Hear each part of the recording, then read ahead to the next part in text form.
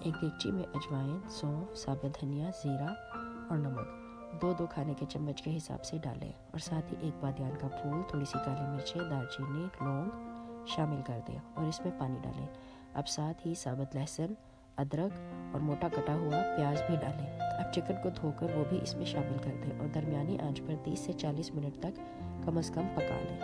जब चिकन अच्छी तरह गल जाए तो चूल्हा बंद कर दें और यखनी को छान लें और इसमें चिकन की उबली हुई बोटियाँ शामिल कर लें। जब सर्व करें तो अपने टेस्ट के मुताबिक इसमें नमक और काली मिर्चें शामिल करके सर्व करें।